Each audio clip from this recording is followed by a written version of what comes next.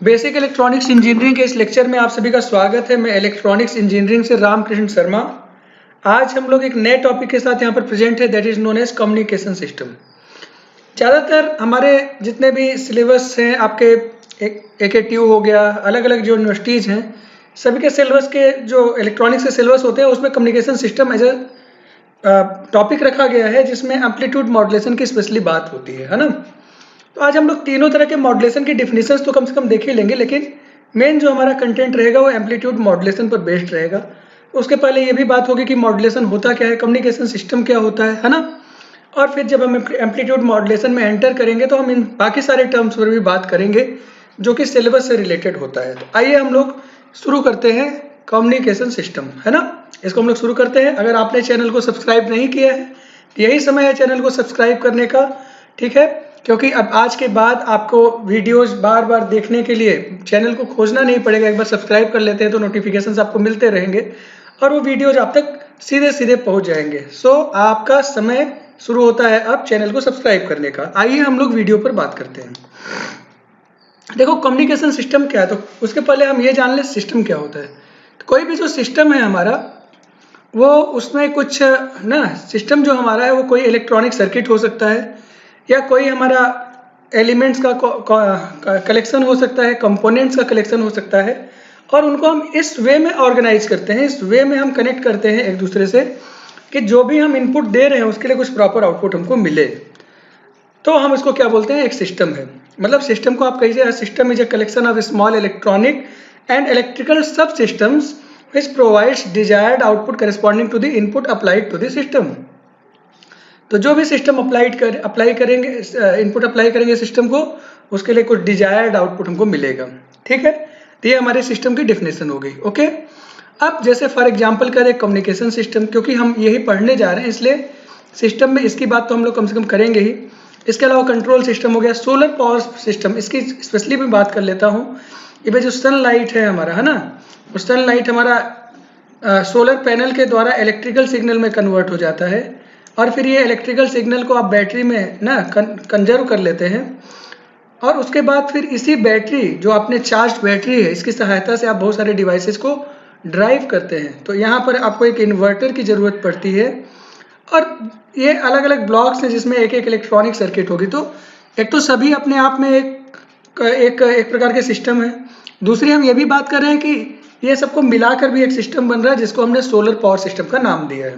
Clear है, ठीक है। ऐसे ही कम्युनिकेशन सिस्टम की बात करें तो एक वॉइस सिग्नल है जो हमारा एक पॉइंट से इनिशिएट होगा और दूसरे पॉइंट तक फिर वो किसी तरीके से पहुंचेगा। तो आइए हम लोग इन्हें बात करते हुए कम्युनिकेशन सिस्टम को समझने का प्रयास करते हैं, ठीक है ना। तो कम्युनिकेशन सिस्टम एक प्रकार का सिस्टम है जिसमें इंफॉर्मेशन एक्सचेंज होगा दो पॉइंट्स के बीच में। तब वो दो पॉइंट्स कौन है, एक पॉइंट P है, ये एक पॉइंट हमारा ये P, तो इसको P1 कह दीजिए, इसको P2 कह दीजिए। तो P1 हमारा कोई सोर्स है, P2 हमारा कोई डेस्टिनेशन है जहां पर सिग्नल को पहुंचना है ना। आज के समय में जब हम लोग बात करते हैं एक दूसरे से, मोबाइल फोन पर बात करते हैं, तो कोई भी बात जब मैं यहाँ से कहता हूँ वो मोबाइल फोन के थ्रू, टावर्स के थ्रू होते हुए दूसरे एंड पर जो मोबाइल फोन है वहां तक पहुंचता है। बात समझ में आ रही है ना। उसी समय वो भी कोई बात कर रहा होता हो तो वो भी बात हमारे तक पहुंचती है। मतलब एक समय जब मैं बात रख रहा हूं तो मेरा मोबाइल मैसेज सोर्स का काम कर रहा है ना, और दूसरे साइड तो ये मैसेज सोर्स एक्चुअली में क्या है, मैं हूँ। मेरे मुंह से जो आवाज़ निकल रही है दैट इज मैसेज, है ना, वो मैसेज है हमारा। और वो जिस फॉर्म में है उसको ट्रांसमिट नहीं किया जा सकता, उसको ट्रांसमिट करने के लिए उसके फॉर्म को बदलना पड़ेगा। ठीक ऐसी ही कहानी यहाँ पर भी है। तो आइए हम लोग इसको समझने का प्रयास करते हैं। तो मान लीजिए एक पॉइंट से दूसरे पॉइंट तक हमें सिग्नल को पहुंचाना है। ये जो हमारा पॉइंट है, ये दोनों पॉइंट बहुत दूर भी हो सकते हैं और पास पास भी हो सकते हैं, ठीक है ना। तो कम्युनिकेशन एक पॉइंट से दूसरे पॉइंट के बीच में होना है, उसके लिए क्या करना पड़ेगा, सबसे पहले मैं कुछ बोलूँगा। So my mouth is the message source, ये मैसेज सोर्स है, यहाँ से मैसेज जनरेट होगा और कोई मैसेज जनरेट हुआ उसको हमने क्या नाम दिया, इनपुट मैसेज। ये जो मैसेज है ये किसी सिग्नल जनरेटर के द्वारा भी जनरेट किया जा सकता है ना। मतलब जो भी है हमारा इनपुट मैसेज जनरेट हो गया, कोई वॉइस सिग्नल है ये। इस वॉइस सिग्नल को अब हमने जो बोला था ये तो हमारा वॉइस सिग्नल है, इन्वायरमेंट में आगे बढ़ा और सामने माइक है।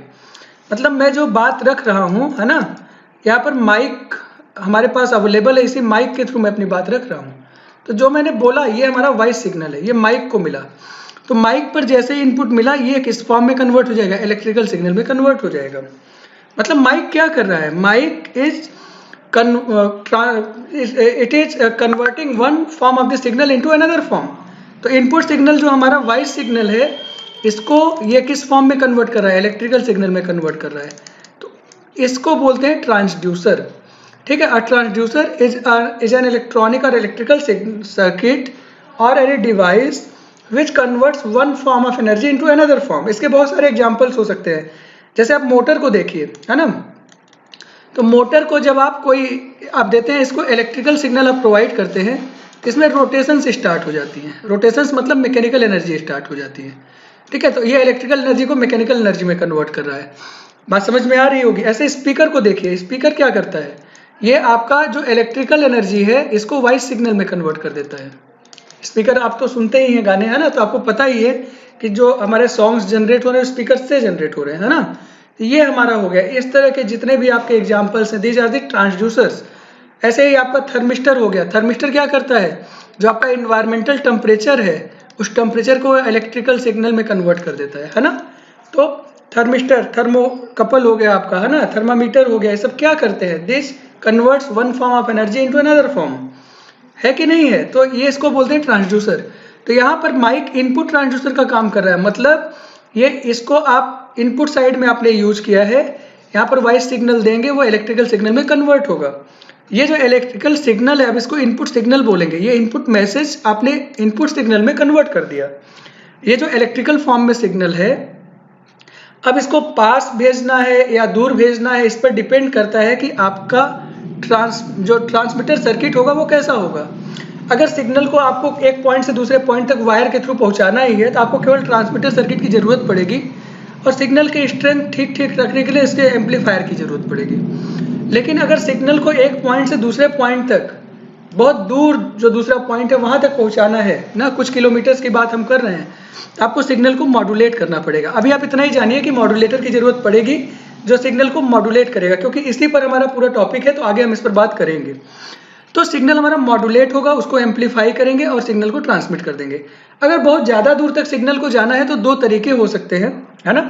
पास के लिए तो आपने सीधे सीधे वायर्ड मीडियम आप यूज कर सकते हैं, लेकिन दूर भेजने के लिए आपको वायरलेस मीडियम भी यूज करना पड़ सकता है। तो वायरलेस मीडियम में आप एक यहाँ एंटीना यूज करेंगे और जो आपका चैनल होगा वो एयर होगा, है ना। एयर में आप सिग्नल को भेजेंगे और दूसरे एंड पर भी एक एंटीना होगा जो इसको रिसीव करेगा। अगर वायर्ड मीडियम हम यूज करेंगे तो इसमें भी दो तरीके हैं। पहला तो सीधे सीधे आप वायर के थ्रू इसको भेजिए, कोएक्सियल केबल, जैसे हमारे घर डिश एंटीना में जो हमारा एक सिग्नल का ट्रांसमिशन होता है, एक पॉइंट से दूसरे पॉइंट तक आता है, उसमें जो मोटी सी वायर लगी होती है, अंदर एक मोटी सी वायर दिखाई देती है और उसके चारों तरफ एक वायर्स की जाली लगी रहती है ना, और वो इंसुलेटिंग लेयर के द्वारा एक दूसरे से सेपरेटेड रहते हैं, that is known as coaxial cable. दूसरा तरीका क्या है, अगर सिग्नल में बिल्कुल डिस्टॉर्शन नहीं चाहिए और प्रॉपर सेंड करना हो तो हम लोग ऑप्टिकल फाइबर भी यूज करते हैं। तो ये जो ऑप्टिकल फाइबर है ये सिग्नल को लाइट के फॉर्म में ट्रेवल कराता है। तो मतलब यहाँ पर कुछ हमारा ऐसे अरेंजमेंट होगा कि ये इलेक्ट्रिकल सिग्नल फिर लाइट में कन्वर्ट हो सके, फिर लाइट का प्रोपगेशन ऑप्टिकल फाइबर के थ्रू होगा और यहाँ पर कोई फोटो डिटेक्टर होगा जो लाइट को डिटेक्ट कर सके। तो मतलब अलग अलग अरेंजमेंट हो सकते हैं। तो ये जो चैनल है कई प्रकार के हो सकते हैं, लेकिन एक जो खास बात है वो ये है कि ऑप्टिकल फाइबर में नॉइज कम इंट्रोड्यूस होती है, बाकी चैनल्स में नॉइज बाहर से ऐड हो जाती है ना। ये जो नॉइज हमारी ऐड होती है इसकी वजह से जो हमारा सिग्नल है वो कई बार डिस्टार्ट हो सकता है, ठीक है। तो उसी के लिए हम लोग कभी कभी सर्किट में रिपीटर यूज करते हैं, रिपीटर, है ना। अभी रिपीटर के बारे में हम ज्यादा बात नहीं करेंगे, सिर्फ एक लाइन में ये बता देते हैं कि कहीं अगर कोई डिस्टार्शन अवेलेबल होता है तो रिपीटर उसको डिटेक्ट करके उसको करेक्ट करता है और जो करेक्ट सिग्नल है उसको वापस रीजनरेट करके उसको आगे सेंड कर देता है। खैर, ये जो सिग्नल है हमारा रिसीवर एंड पर रिसीव हो जाएगा। तो अब चूंकि आपने मॉड्यूलेट किया था तो डीमॉड्यूलेट भी करना पड़ेगा, और सिग्नल की स्ट्रेंथ फिर कम हो गई होगी तो उसको एम्पलीफाई करना पड़ेगा। एक बार सिग्नल हमारा डीमॉड्यूलेट हो गया, तो मॉड्यूलेट का मतलब सिग्नल आपने किसी और फॉर्म में कन्वर्ट किया था, अब उसको ओरिजिनल फॉर्म में आप वापस एक्सट्रैक्ट कर रहे हैं जब आप डीमॉड्यूलेट कर रहे हैं, तो आपका ओरिजिनल आउटपुट सिग्नल फिर वापस मिल गया। ये जैसा इनपुट था वैसे ही आउटपुट आपको वापस मिल गया। और इसको स्पीकर की सहायता से, ये आउटपुट ट्रांसड्यूसर है क्योंकि आउटपुट साइड में लगा हुआ है, तो ये जो स्पीकर को आपने इलेक्ट्रिकल सिग्नल दिया वो इसको क्या करेगा, वॉइस सिग्नल में वापस कन्वर्ट कर देगा। और ये जो वॉइस सिग्नल है ये फिर डेस्टिनेशन क्या है, सोर्स क्या था, हमारा माउथ था, डेस्टिनेशन क्या है, हमारे ईयर्स है ना, तो हमारे ईयर्स पर पहुंच जाएगा। या कोई सिग्नल हमारा डिटेक्टर होगा है ना, वो सिग्नल डिटेक्टर को चला जाएगा। तो इस तरह से एक कम्युनिकेशन सिस्टम को हम देख सकते हैं। तो इसमें कई सारी चीजें अभी देखने को मिली, उसको समझ लेते हैं। एक मैसेज सोर्स है जो कि मैसेज को जनरेट करता है, ओरिजिनेट करता है, जैसे हमारा माउथ है। इनपुट हमारा मैसेज जो है वो जो हमारा माउथ से निकला हुआ वॉइस सिग्नल है, दैट इज इनपुट ना। इनपुट ट्रांसड्यूसर क्या है, जो इनपुट मैसेज को इलेक्ट्रिकल फॉर्म में कन्वर्ट करेगा, दैट इज माइक। फिर इनपुट सिग्नल हमारा क्या है, वो जो हमारा इलेक्ट्रिकल फॉर्म में अभी भी कन्वर्ट होके मिला है signal, that is input signal है ना। ये लो फ्रिक्वेंसी सिग्नल है। हमारी जो वॉइस की फ्रिक्वेंसी होती है हमको पता है ना, 20 हर्ट्ज से 20 किलो हर्ट्ज तक होती है ना। ये हम सुन सकते हैं, बोल सकते हैं, ये समझ में आता है।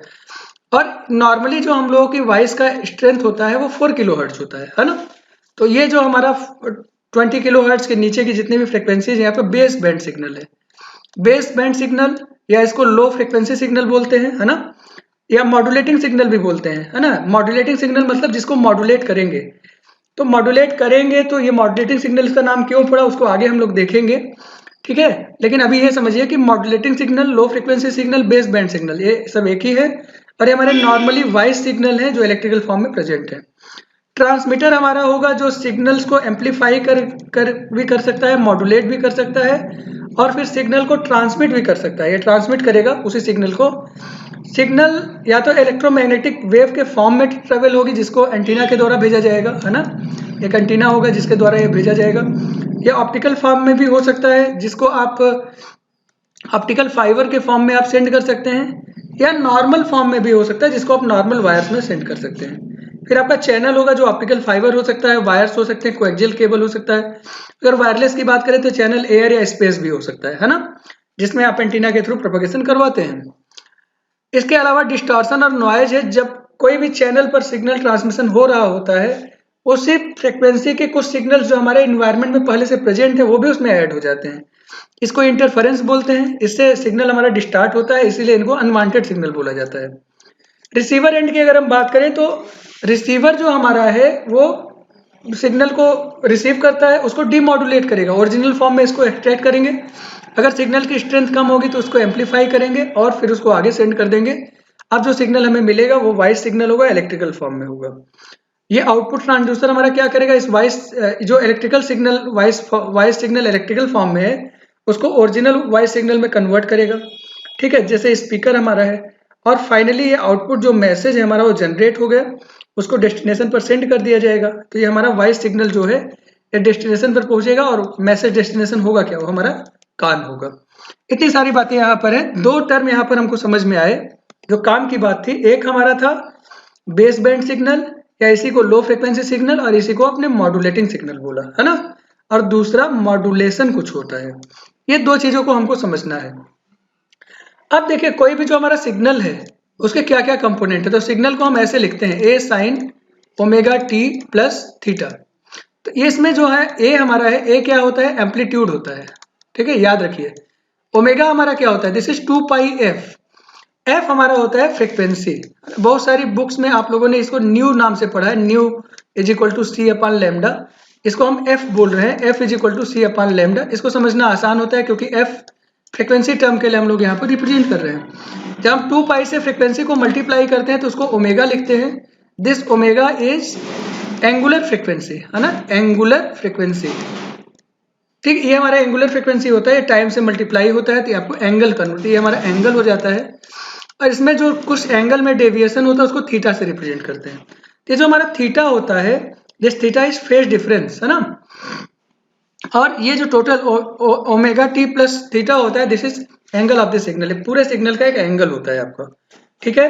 अगर आप फ्रिक्वेंसी की बात करें तो frequency is equal to 1/t होता है, या t is equal to 1/f होता है, जहाँ t आपका उस सिग्नल का टाइम पीरियड होता है। अब जरा दोनों की बात कर लेते हैं, ठीक है। एक साइकिल को कंप्लीट करने में सिग्नल को जितना समय लगता है वो उसका टाइम पीरियड होता है, उसको t से रिप्रेजेंट करते हैं।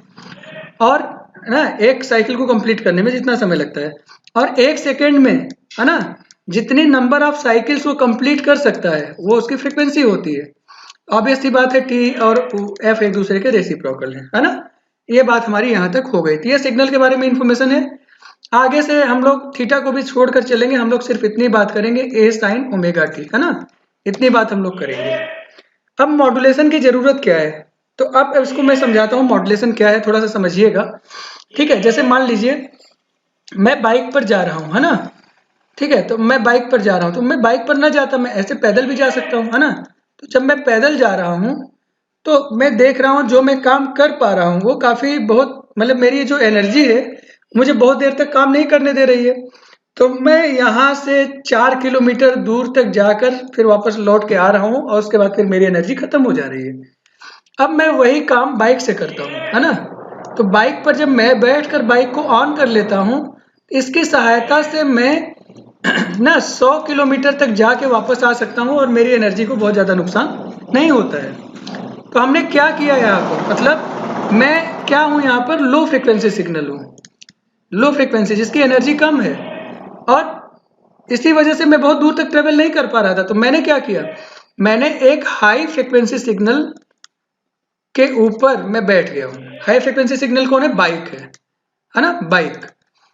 तो बाइक के ऊपर मैं बैठ गया और उसके बाद मैं हाई फ्रिक्वेंसी सिग्नल्स जहां जहां ट्रेवल करेंगे मैं उसके साथ ट्रेवल करता रहूंगा।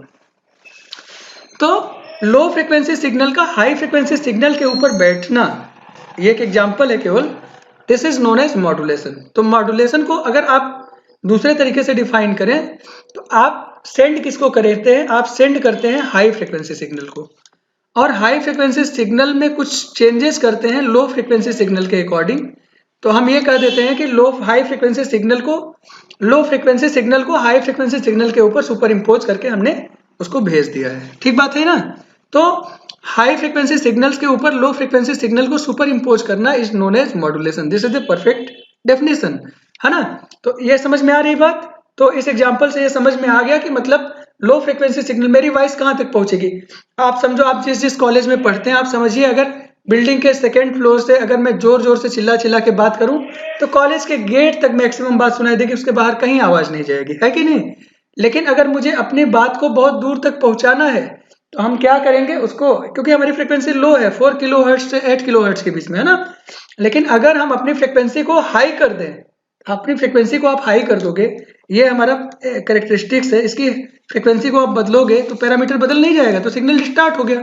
हम ये नहीं कर सकते, तो हम क्या करते हैं, हम अपनी सिग्नल की ओरिजिनलिटी को बरकरार रखते हुए, ध्यान से समझिएगा, है ना, हम हाई फ्रिक्वेंसी सिग्नल के ऊपर इसको लो फ्रिक्वेंसी सिग्नल के कुछ प्रॉपर्टीज को ऐड कर देते हैं, है ना, जिससे हमारा हाई फ्रिक्वेंसी सिग्नल ही ट्रांसमिट होगा लेकिन उसमें प्रॉपर्टीज लो फ्रिक्वेंसी सिग्नल की होगी। और इस तरह से हमने हाई फ्रिक्वेंसी सिग्नल के ऊपर लो फ्रिक्वेंसी सिग्नल को सुपर इम्पोज कर दिया। खैर उस पर बात करते हैं। तो नीड ऑफ मॉड्यूलेशन क्या है, नीड पहले तो ये जान लें। एक तो मैंने अभी अभी एग्जांपल आपको बताया कि जो कम्युनिकेशन रेंज है लो फ्रिक्वेंसी सिग्नल का दैट इज वेरी लो, इसलिए मॉड्यूलेशन की जरूरत है, हमें इसके रेंज को बढ़ाना है। दूसरा ध्यान से देखिएगा, है ना, इंटरफेरेंस लो फ्रिक्वेंसी सिग्नल्स में बहुत आसानी से अकर हो जाता है, तो उसको कम करने के लिए हमें फ्रिक्वेंसी की वैल्यू बढ़ानी पड़ेगी। हाई फ्रिक्वेंसी सिग्नल्स में इंटरफेरेंस बहुत आसानी से अकर नहीं होता है, दूसरी चीज। तीसरी बात करें, पावर कंजम्पशन काफी ज्यादा हो जाता है लो फ्रिक्वेंसी सिग्नल्स को ट्रांसमिट करने के लिए। आप बहुत थोड़ा भी दूर उसको भेजना चाहेंगे तो उसके लिए पावर बहुत ज्यादा बढ़ानी पड़ेगी, ठीक है। तो लार्ज ट्रांसमिशन रेंज के लिए मॉड्यूलेशन ज्यादा अच्छा माना जाएगा, क्योंकि उसमें आपको बहुत कम पावर में, क्योंकि सिग्नल की फ्रिक्वेंसी अधिक है इसलिए सिग्नल की एनर्जी ज्यादा है, बहुत दूर तक ट्रेवल करेगा। इसके अलावा एंटीना हाइट जो हमारी होती है, इसकी भी बात कर लेते हैं। जो एंटीना हाइट होती है इसकी वैल्यू होती है λ/4।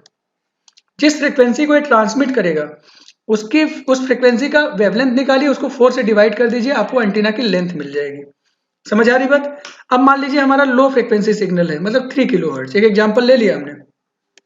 इसको जब आप लैम्डा इसके लिए कैलकुलेट करेंगे तो C/F, मतलब C हमारा 3 × 10⁸ डिवाइडेड बाई F की वैल्यू कितनी है 3 × 10⁻3, ये हमारा आ गया 10⁵ मीटर, मतलब 10 किलोमीटर। और इसकी वजह से जो लेंथ आएगी λ/4 2.5 किलोमीटर।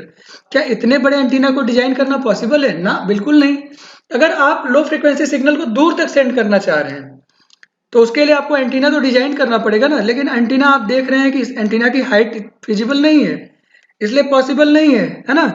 अच्छा, हाई फ्रिक्वेंसी सिग्नल होगा जैसे 3 गीगाहर्ट्ज। अब आप 3 × 10⁻8 डिवाइडेड बाई 3 × 10⁻9, गीगा मतलब 10⁻9, अब इसको डिवाइड करेंगे तो आ गया 0.1 metre, that is 10 centimetre. Is it possible to design 10 centimetre antenna? Yes, 10 centimetre एक छोटा सा साइज है ना, इस छोटे साइज को डिजाइन करना आसान है, और उसमें भी 2.5 सेंटीमीटर, क्योंकि λ/4 ये फिजिबल है, इसलिए भी मॉड्यूलेशन रिक्वायर्ड है। तो क्या है, कम्युनिकेशन रेंज बढ़ाने के लिए, इंटरफेरेंस को कम करने के लिए, पावर कंजम्पशन को कम करने के लिए, और एंटीना हाइट को सुटेबल रेंज में ले आने के लिए मॉड्यूलेशन की रिक्वायरमेंट है। ठीक है, इतना तो हमारी बात हो गई नीड ऑफ मॉड्यूलेशन में। अब चलिए, मॉड्यूलेशन क्या है, तो वही बात हम कर रहे थे, अब उस पर हम पूरी तरह से आ जाते हैं। मॉड्यूलेशन क्या प्रोसेस है? एक टेक्निक है जिसके द्वारा हम लो फ्रिक्वेंसी सिग्नल्स को, जिसको आप मॉड्यूलेटिंग सिग्नल भी बोल रहे हैं। अब मॉड्यूलेटिंग सिग्नल क्यों बोल रहे हैं? क्योंकि इसी सिग्नल को आप मॉड्यूलेट कर रहे हैं, है ना। तो मॉड्यूलेटिंग मतलब, आप इंग्लिश से इसको देखिए, मॉड्यूलेटिंग मतलब जिसको मॉड्यूलेट करना है, जिसको मॉड्यूलेट कर रहे हैं, उसको मॉड्यूलेटिंग बोलेंगे, है ना। तो मॉड्यूलेटिंग सिग्नल या बेस बैंड सिग्नल भी इसी को बोलते हैं, या लो फ्रिक्वेंसी सिग्नल। ये जो सिग्नल है हमारे, इसको आप सुपर इम्पोज कर दो हाई फ्रिक्वेंसी सिग्नल के ऊपर, है ना, for increasing transmission range of the signal, ताकि सिग्नल का जो ट्रांसमिशन रेंज है वो बढ़ जाए, सिग्नल अब बहुत दूर तक पहुंच पाए। ठीक बात है, यूजिंग कैरियर सिग्नल। तो जो हाई फ्रिक्वेंसी सिग्नल है उसको एक और नाम दिया है कैरियर सिग्नल। ठीक है, हम लोग आगे कैरियर सिग्नल के नाम से इसको पढ़ेंगे। तो high frequency signal carrier signal है जिसकी फ्रिक्वेंसी बहुत ज्यादा है, मतलब एक सेकंड में इसकी साइकिल्स बहुत सारी होंगी। उतने में जो लो फ्रिक्वेंसी सिग्नल होगी उसकी एक साइकिल भी कंप्लीट हो पाएगी या नहीं हो पाएगी, उसको देखना है। अच्छा, अब देखिए, तो मॉड्यूलेशन इज ए प्रोसेस और technique by which any one parameter. अब हम क्या कर रहे हैं, हम सुपर इम्पोज करें, तो हमने तो यही बताया ना कि हाई फ्रिक्वेंसी सिग्नल के किसी पैरामीटर को आप बदल दीजिए लो फ्रिक्वेंसी के अकॉर्डिंग। तो लो फ्रिक्वेंसी के कितने पैरामीटर? 3। कौन कौन से? एम्पलीट्यूड, फ्रिक्वेंसी और फेज। अभी भी पीछे हम लोगों ने देखा था सिग्नल, है ना। तो कोई एक पैरामीटर हम बदल दें तो हमारा काम हो जाएगा। किसका बदलेंगे? कैरियर सिग्नल का। तो कैरियर को ही तो सेंड करना है, और कैरियर का आप पैरामीटर अगर बदल देंगे तो उसमें मॉड्यूलेटिंग वाला नेचर आ जाएगा। अब वो दूसरे एंड पर पहुंचेगा, फिर उसी मॉड्यूलेटिंग नेचर को आप एक्सट्रैक्ट कर लेंगे। इस तरह से आपका सिग्नल वहां तक पहुंच जाएगा, भेजा आपने कैरियर को ही, है ना, लेकिन मॉड्यूलेटिंग सिग्नल उसके साथ साथ प्रॉपर्टी के रूप में पहुंच गया। क्लियर है कि नहीं? तो मॉड्यूलेशन इज ए प्रोसेस और technique by which any one parameter of the carrier signal is change in accordance with the modulating signal for increasing transmission range of the signal, है ना। सिग्नल का transmission range बढ़ाने के लिए modulating signal के according carrier signal की amplitude, frequency या phase को आप बदल देंगे। ठीक बात है, इतना समझ में आ रहा है ना। तो अगर हम कैरियर सिग्नल का एम्पलीट्यूड बदलेंगे तो उसको एम्पलीट्यूड मॉड्यूलेशन बोलेंगे। अगर कैरियर सिग्नल का फ्रिक्वेंसी बदलेंगे मॉड्यूलेटिंग सिग्नल के अकॉर्डिंग तो उसको फ्रिक्वेंसी मॉड्यूलेशन बोलेंगे। अगर कैरियर सिग्नल का फेज आप चेंज करेंगे according to the modulating signal, this will be known as phase modulation. So there are 3 definitions. तीनों में से कोई भी डिफिनेशन एग्जाम में आ जाए आप आराम से लिख लोगे। यस, वेरी नाइस, है ना। So we are coming to the amplitude modulation. तो amplitude modulation क्या होगा? It is the process or technique by which amplitude of the carrier signal is changed in accordance with the modulating signal for increasing transmission range of the signal. Okay है ना? Yes. अच्छा, अब देखते हैं कुछ advantages, फिर आगे हम लोग इसके प्रोसेस को एक एक करके देखना शुरू करेंगे। तो एडवांटेजेस को देखिए, it is simple to implement, आसान है, आगे देखेंगे कैसे। डीमॉड्यूलेशन भी बहुत आसानी से हो जाएगा, सिंपल सर्किट चाहिए उसके लिए। ठीक है, ये काफ़ी लेस कॉम्प्लेक्स है इसके ट्रांसमीटर्स, रिसीवर्स काफ़ी चीप हैं। ठीक है, लॉन्गर डिस्टेंस तक ये सिग्नल्स को आसानी से ट्रेवल करा सकते हैं। इसकी बैंडविड्थ काफ़ी कम होती है, तो लो बैंडविड्थ पावर भी कम कंज्यूम करेगा, हालांकि थोड़ा सा कंजम्पशन इसमें है, लेकिन जो मेन चीज़ है इसमें, आप अगर बैंडविड्थ कम होगी तो सिग्नल में डिस्टॉर्शन होने के चांसेस मिनिमम हो जाते हैं। This is the advantage of the AM wave, है ना। वैसे नॉर्मल जो सिस्टम होता है उसका जो बैंडविड्थ अगर हाई रहे तो अच्छा माना जाता है, लेकिन जब ट्रांसमिशन या रिसीवर की बात करते हैं, जैसे आप रेडियो की बात करिए, अगर उसमें एक चैनल को आपने सेलेक्ट किया है और तो उसका अगर नैरो बैंड होगा तो केवल वही चैनल आपका रिसीव होगा, बाकी सारे रिसीव नहीं होंगे, है कि नहीं। So low bandwidth in communication system is an advantage. अगर डिसएडवांटेज की बात करें तो पावर कंजम्पशन थोड़ा सा ज़्यादा है इसमें। ठीक है, और इसमें नॉइस रिसीवर एंड पर थोड़ी अपीयर होती है। ये दो इसकी प्रॉब्लम्स हैं, लेकिन इसके लिए हम लोग रिपीटर्स को यूज करते हैं, तो रिपीटर्स जो हमारे होते हैं नॉइज को थोड़ा सा इम्यून करते हैं, नॉइज इम्यून होते हैं वो। अब एम्पलीट्यूड मॉड्यूलेशन हमने ये पहचान लिया कि भाई अगर हमारा कैरियर सिग्नल है उसके एम्पलीट्यूड को हम मॉड्यूलेटिंग सिग्नल के अकॉर्डिंग चेंज कर दें। कैरियर सिग्नल को जरा देखिए थे, मॉड्यूलेटिंग सिग्नल हमारा क्या है, ये है AM, इसका एम्पलीट्यूड है cos 2 पाई FMT। 2 पाई FMT मतलब ओमेगा MT है ना, यही तो हुआ। 2 पाई FM मतलब मॉड्यूलेटिंग सिग्नल का फ्रीक्वेंसी T, इसी को आप लिख लीजिए AM cos omega MT। Clear है। अच्छा, कैरियर सिग्नल को आप लिखेंगे तो C लिख देंगे M की जगह, AC कैरियर का amplitude, AC cos omega CT है ना, ऐसा हमको मिलेगा। तो अगर मॉड्यूलेटेड सिग्नल हम लिखे, अब मॉड्यूलेटेड क्या होगा, देखो दो टर्म है हमारे पास, मॉड्यूलेटिंग जिसको मॉड्यूलेट करना है, ING लगा हुआ है ना, मॉड्यूलेटेड मतलब जो मॉड्यूलेट होने के बाद मिला है। तो अब देखो ये हमारा AM cos ओमेगा MT या sin ओमेगा MT जो भी हमारा है, अगर हमारा ये सिग्नल ये है और कैरियर सिग्नल को देखिए ये हमको इस तरह से दिखाई दे रहा है, तो अगर हम मॉड्यूलेटिंग सिग्नल के अकॉर्डिंग कैरियर सिग्नल में वेरिएशन करेंगे तो कैरियर सिग्नल के एम्पलीट्यूड को वेरी कराएंगे, तो एम्पलीट्यूड में क्या वेरिएशन होगा, पहले AC उतना ही रहेगा, फिर जैसे जैसे इसकी फ्रिक्वेंसी, इसकी एम्पलीट्यूड की वैल्यू बढ़ती जाएगी, इसका भी एम्पलीट्यूड बढ़ता जाएगा, है कि नहीं है। फिर एम्पलीट्यूड की वैल्यू फिर जैसे जैसे कम होती जाएगी, ये कम होता जाएगा, इस मोमेंट तक कम हुआ, इसके बाद फिर एम्पलीट्यूड की वैल्यू नेगेटिव में कम हो रही थी, इसकी वैल्यू और कम होती जाएगी, है ना। एक समय के बाद फिर एम्पलीट्यूड की वैल्यू बढ़ती जाएगी तो इसकी भी वैल्यू बढ़ती जाएगी। तो आप देखेंगे अभी जो कैरियर था उसका एम्पलीट्यूड कांस्टेंट दिखाई दे रहा था, है ना। ये अभी जो कैरियर का एम्पलीट्यूड है, अब वो जैसे जैसे टाइम बढ़ रहा है उसका एम्पलीट्यूड मॉड्यूलेटिंग सिग्नल के अकॉर्डिंग वेरी कर रहा है। सो this is what, this is modulated signal. तो ये हमारा हो गया मॉड्यूलेटिंग सिग्नल, ये हमारा हो गया कैरियर सिग्नल, और ये हमारा हो गया मॉड्यूलेटेड सिग्नल, है ना। और जरा ध्यान दीजिए, तो अगर इसके हम बात करें तो इसमें आपने क्या, कैसे इसको आपने किया, तो आप सिंपली देखिए, आपने कैरियर को सेंड करना है तो cos ओमेगा CT आपने वैसे ही रखा, क्लियर है। और जो एम्पलीट्यूड था AC एम्पलीट्यूड था, उसमें आपने मॉड्यूलेटिंग सिग्नल को ऐड कर दिया, इसको आपने ऐड कर दिया।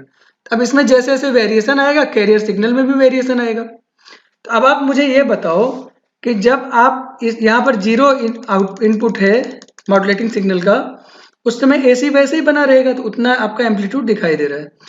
जैसे जैसे ये सिग्नल का स्ट्रेंथ बढ़ता जाएगा ये AC में ऐड होता जाएगा, तो मैक्सिमम कितना, इसकी वैल्यू मैक्सिमम कितनी है, AM है, तो यहाँ पर जो मैक्सिमम वैल्यू होगी वो AC प्लस AM होगी, क्योंकि AC में इस सिग्नल को ऐड किया है।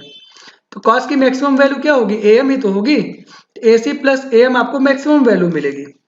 और cos की मिनिमम वैल्यू माइनस AM होगी, है ना, cos की मिनिमम वैल्यू -1 होती है, तो -AM, तो AC माइनस AM आपको मिनिमम वैल्यू यहाँ पर मिलेगी, ठीक है कि नहीं। हाँ, AC आपका तो नॉर्मल वैल्यू हो गया, और जैसे जैसे पोटेंशियल बढ़ता जाएगा यहाँ पर भी सिग्नल की स्ट्रेंथ बढ़ती जाएगी, तो AC प्लस ए एम्पलीट्यूड की मैक्सिमम वैल्यू AM, तो यहाँ पर AC प्लस AM, यहाँ पर मिनिमम वैल्यू क्या है, -AM, है ना, तो ये क्या हो जाएगा, AC माइनस AM इस पॉइंट पर आपको मिलेगा, है कि नहीं।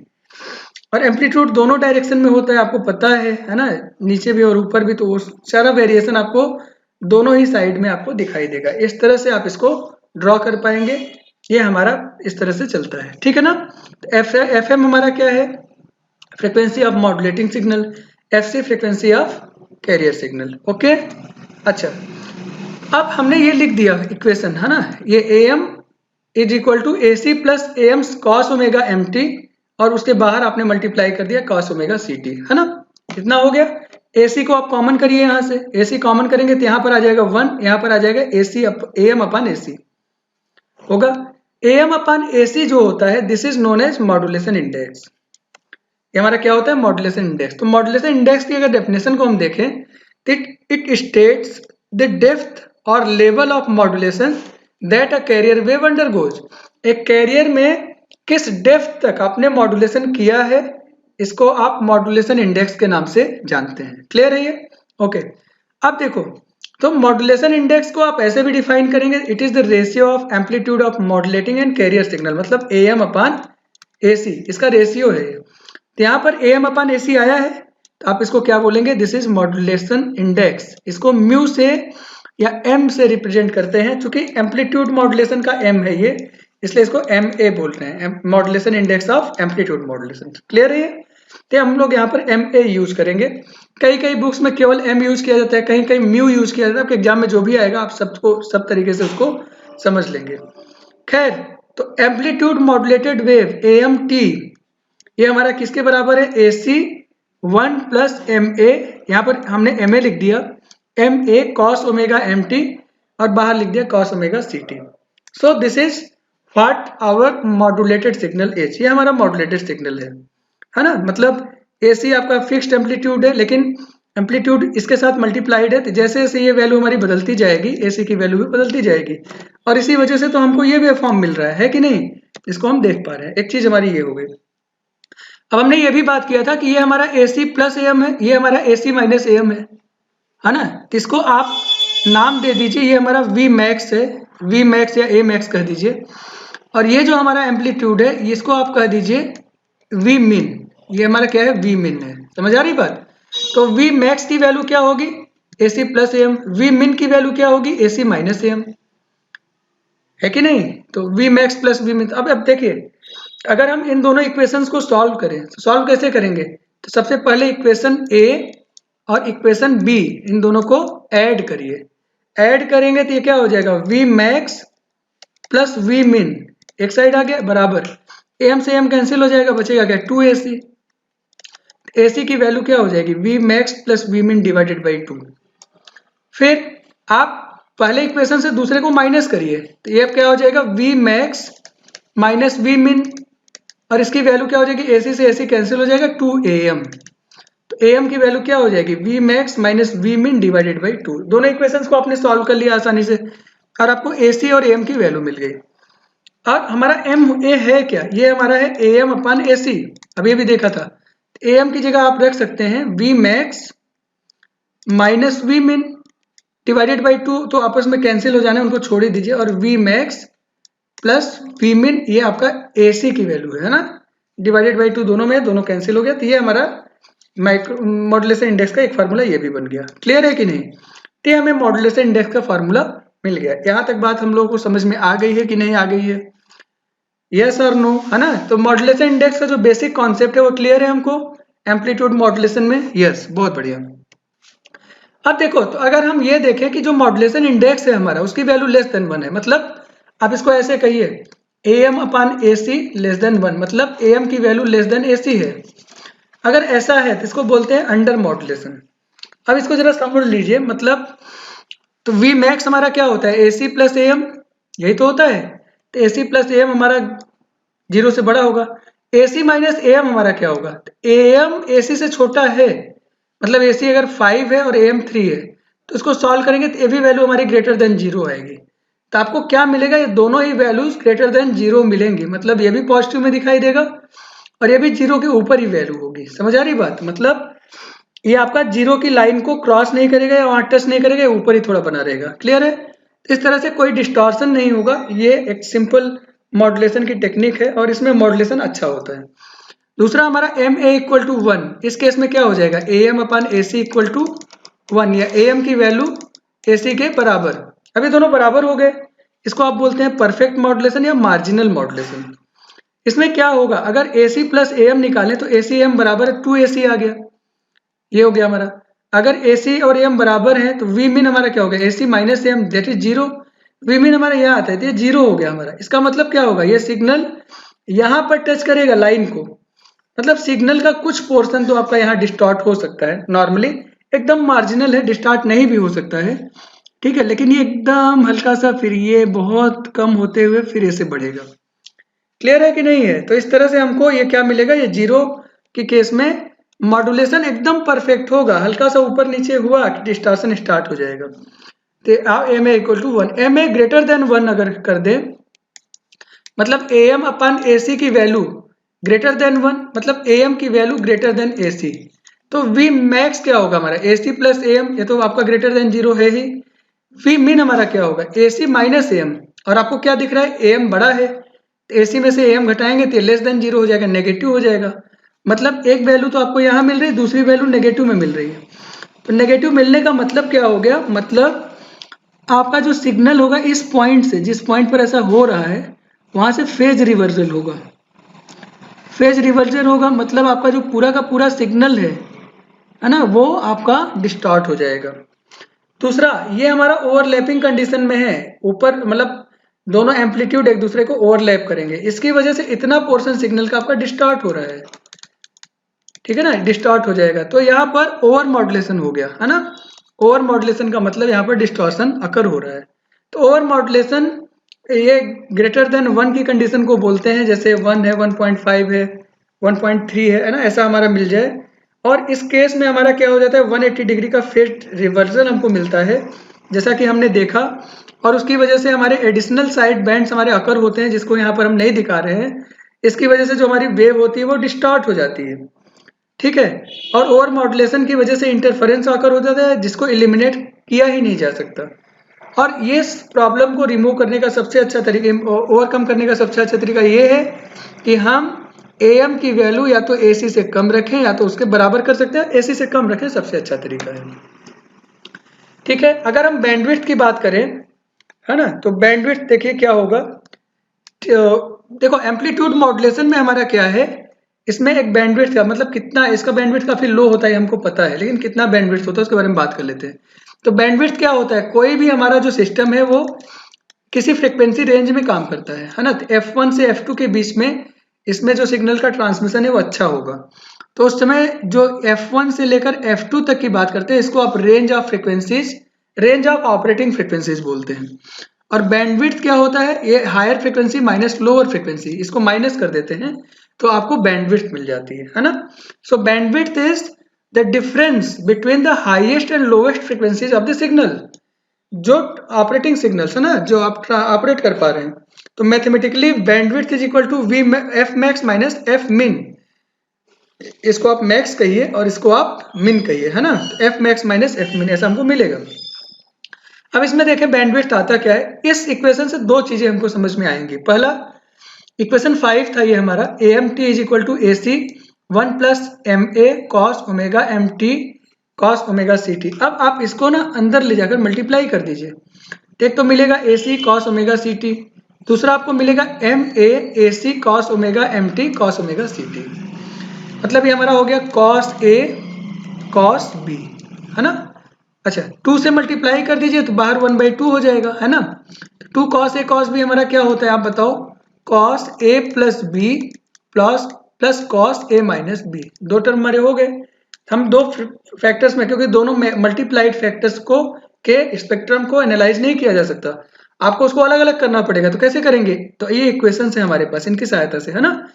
तो AC कॉस ओमेगा CT है तो वही रह गया, प्लस ये आपने 2 से मल्टीप्लाई किया और 2 से आपने डिवाइड कर दिया, 1/2 MA AC, और अंदर क्या हो जाएगा cos omega C plus omega M into T, A plus B है ना।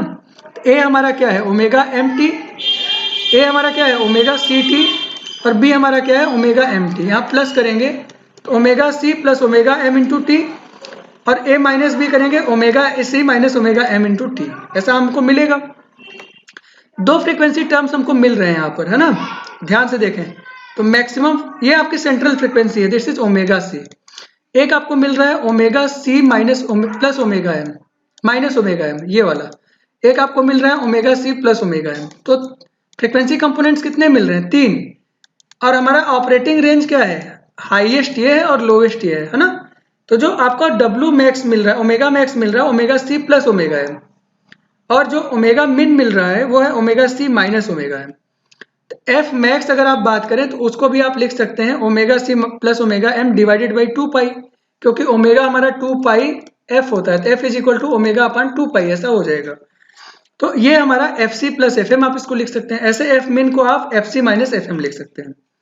तो बैंडविड्थ हमारी क्या होगी, F मैक्स माइनस F मिन, that is FC plus FM minus FC minus FM, that is 2FM। तो हमारा जो बैंडविड्थ आएगा वो एक्चुअली में क्या होगा, that will be 2 times the frequency of modulating signal. FM क्या है यहाँ पर, ये है फ्रीक्वेंसी ऑफ मॉड्यूलेटिंग सिग्नल, है कि नहीं, जिसको मॉड्यूलेट कर रहे हैं उसकी जो फ्रीक्वेंसी FM है। तो 2 इंटू FM के बराबर अगर करेंगे तो इसकी हमारी बैंडविड्थ आ जाएगी। क्लियर है ये। और दूसरी जो चीज़ है स्पेक्ट्रम, इसी से निकलता है। तो हमारे पास ये फार्मूला मिल गया, अब इसमें हम कोई संशय नहीं है। ये फार्मूला अभी पीछे जो डेराइव किया था और डेरिवेशन वो यही था। तो इसमें आप देखेंगे 3 फ्रिक्वेंसी कंपोनेंट, एक सेंट्रल फ्रिक्वेंसी है, ये इसको आप सेंट्रल फ्रिक्वेंसी बोलेंगे, बीच में है ये हाईएस्ट फ्रिक्वेंसी कंपोनेंट है, इसको मैक्सिमम बोलेंगे, और ये लोवेस्ट फ्रिक्वेंसी कंपोनेंट है ना। तो ये अगर आप इसको नाम देना चाहें तो 3 नाम आप दे सकते हैं, है ना, lower side band, upper side band और सेंट्रल बैंड। आप जब फ्रिक्वेंसी स्पेक्ट्रम की बात करते हैं तो उसको बैंड्स के फॉर्म में आप दिखाते हैं, है ना। तो यहाँ पर वो बैंड्स के फॉर्म में हम दिखाने जा रहे हैं। तो 3 है, ये सेंट्रल बैंड है हमारा, जो बीच में आपको FC दिखाई दे रहा है। ओमेगा सी को आप 2 पाई से डिवाइड करेंगे तो FC आएगा, omega C plus omega M को डिवाइड करेंगे तो FC प्लस FM आएगा। इसको आप F मैक्स भी बोल रहे थे, और इसको हम लोग यहाँ पर F, ध्यान से समझिएगा, F USB बोलेंगे, upper side band. Upper side band मतलब जो हायर फ्रिक्वेंसी है, जो अपर बैंड है हमारा, है ना, FC से बड़ा है। और तीसरा हमारा F omega C minus omega M, इसको आप लिखेंगे FC माइनस FM। और ये हमारा जो टर्म होगा इसको F मिन अभी हम लोगों ने कहा था, और इसको यहाँ पर हम F लोअर साइड बैंड के नाम से हम लोग जानेंगे। ठीक है, तो अपर साइड बैंड हमारा क्या है, F USB FC plus FM। Lower side band हमारा क्या है, F LSB FC minus FM। FC minus FM यहाँ है, FC यहाँ है, FC प्लस FM यहाँ है। तो इनके बीच में FM का और इनके भी बीच में FM का डिफरेंस है। तो टोटल डिफरेंस कितना हो गया, 2 FM। कहाँ से मिला, F USB minus F LSB। इसको आपने बैंडविड्थ का नाम दिया, यहाँ से यहाँ तक ऑपरेट हो रहा है। सेंट्रल बैंड का जो एम्पलीट्यूड है उसको भी जरा देख लीजिए। देखो सेंट्रल बैंड ये है, इसका एम्पलीट्यूड AC। तो आपने यहाँ पर AC को आपने VC, कैरियर का वोल्टेज आप वोल्टेज के फॉर्म में कहें तो ये VC हमारा होगा, वैसे AC ही लिखना चाहिए यहाँ पर, तो आप AC ही लिखिए। अगर हम हाफ MAAC, इसकी वैल्यू क्या है, लोअर साइड बैंड है, अपर साइड बैंड है, दोनों का मल्टीप्लाइंग फैक्टर एक ही है। तो इन दोनों का अगर आप लिखें तो ये हमारा हो जाएगा हाफ MAAC। तो यहाँ पर भी AC लिखिए, MAC/2, इसको लिख सकते हैं ना, MAC/2, है ना।